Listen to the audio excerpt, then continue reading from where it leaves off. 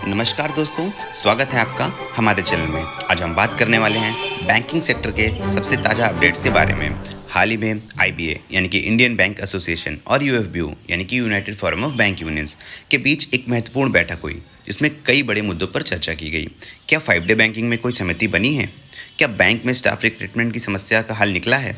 Pension और x ग्राशिया को लेकर क्या अपडेट्स आए हैं? और आखिरकार लीव बैंक सिस्टम को लेकर क्या फैसला हुआ है? चलिए इस पूरी बैठक का पूरा विश्लेषण करते हैं विस्तार से। लेकिन दोस्तों, अभी तक आप हमारे चैनल में नए हैं तो चैनल को सब्सक्राइब कर दें, वीडियो पसंद आए तो वीडियो को लाइक करें और दोस्तों के साथ शेयर करना बिल्कुल ना भूलें। तो चलिए दोस्तों, वीडियो को शुरू करते हैं। सबसे पहले बात करते हैं नए चीफ एग्जीक्यूटिव की नियुक्ति के बारे में। हाल ही में मिस्टर ए.के. गोयल, जो पहले पीएनबी के एमडी रह चुके हैं, ने आईबीए की चीफ एग्जीक्यूटिव का पद संभाल लिया है। यूएफबीयू ने उनका स्वागत करते हुए उम्मीद जताई है कि वो बैंकिंग सेक्टर के महत्वपूर्ण मुद्दों को सुलझाने में सक्रिय भूमिका निभाएंगे। खासतौर पर 5 डे बैंकिंग और स्टाफ की कमी जैसी समस्याओं को हल करने के लिए उनसे सकारात्मक कदम उठाने की उम्मीद है। मिस्टर गोयल ने भी भरोसा दिया कि वो कर्मचारियों की भलाई और बिजनेस इंप्रूवमेंट के बीच संतुलन बनाने की पूरी कोशिश करेंगे।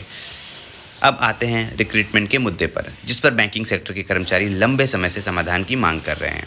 यूएफबीयू ने साफ तौर पर रिक्रूटमेंट की कमी पर चिंता जताई। पिछले कुछ वर्षों में क्लैरिकल और सब स्टाफ की संख्या में भारी कमी आई है। इसके कारण ऑफिसर्स को क्लैरिकल का भी काम करना पड़ रहा है, जिससे उनकी प्रोडक्टिविटी पर असर पड़ रहा है। शाखाओं में बढ़ते कस्टमर लोड और स्टाफ की कमी के कारण ग्राहक भी असंतुष्ट हो रहे हैं, जिससे ब्रांच स्टाफ पर मानसिक दबाव बढ़ रहा है। यूएफबीयू ने भी उठाया कि सब स्टाफ और हाउस कीपर्स की भर्ती पर मौखिक रूप से रोक लगा दी गई है, जिसके कारण काफ़ी टेम्परेरी और कैजुअल वर्कर्स को इस काम में लगाया जा रहा है। ये एक अनहेल्दी और अनऑर्गेनाइज तरीका है, जिससे कर्मचारियों में असुरक्षा का माहौल बन रहा है। यूएफबीयू ने मांग की कि मौजूदा खाली पदों को जल्दी से भरा जाए और टेम्परेरी एम्प्लॉयज़ को भर्ती में प्राथमिकता दिया जाए।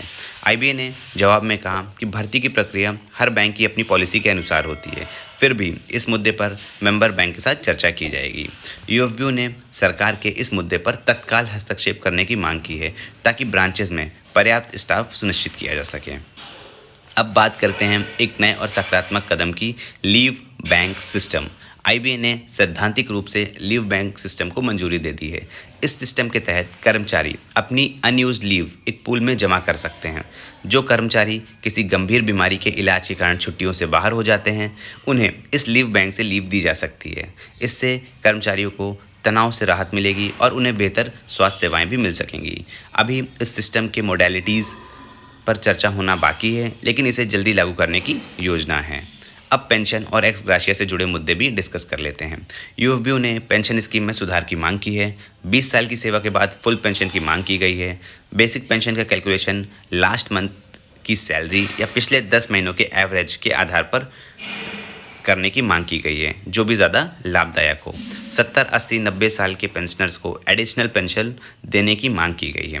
मिनिमम पेंशन को 10,000 तक बढ़ाने की मांग की गई है।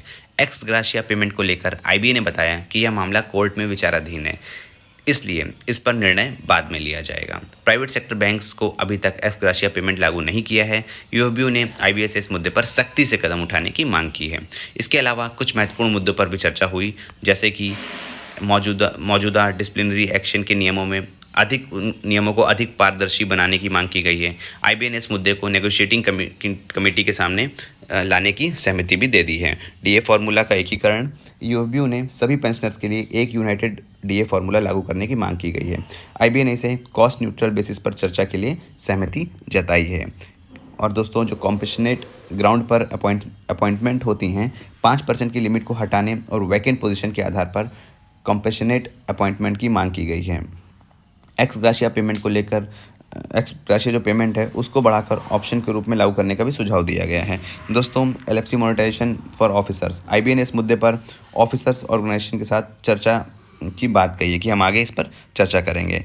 अब बाकी मुद्दों पर बात कर लेते हैं, यानी कि हमारा 5 डे बैंकिंग की मांग पर जो 5 डे बैंकिंग की मांग पर इस बार कोई भी चर्चा नहीं हुई है इस मीटिंग में। इसी को लेकर चीफ लेबर कमिश्नर ने 18 मार्च 2025 को एक कंसिलिएशन मीटिंग बुलाई है। इस मीटिंग में 5 day banking, old pension to new pension, old pension versus new pension और जो मुद्दे हैं उन पर डिस्कशन होगा और दूसरे जो महत्वपूर्ण मुद्दे हैं उन पर भी डिस्कशन किया जाएगा।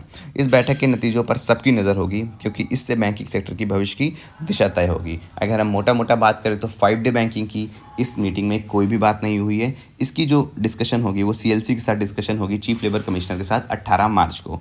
दोस्तों, बैंकर्स को बाकी चीज़ें चाहे थोड़ा लेट मिल जाए, वेट कर सकते हैं, बट 5 डे बैंकिंग का सभी लोग बेसब्री से इंतजार कर रहे हैं। अगर यूनियन इस बार 5 डे बैंकिंग नहीं दिला पाया तो हो सकता है बैंकर्स और यूनियन एक दूसरे के सामने भी खड़े हो जाएं। तो दोस्तों, ये था आज का सबसे बड़े अपडेट्स। क्या आपको लगता है 5 डे बैंकिंग की मांग मानी जाएगी? क्या पेंशन में सुधार होगा? अपनी राय नीचे कमेंट में ज़रूर बताइए। अगर आपको ये वीडियो इन्फॉर्मेटिव लगा हो तो इसे लाइक कीजिए, शेयर कीजिए और हमारे चैनल को सब्सक्राइब करना बिल्कुल ना भूलें। फिर मिलते हैं दोस्तों, तब तक के लिए जय हिंद।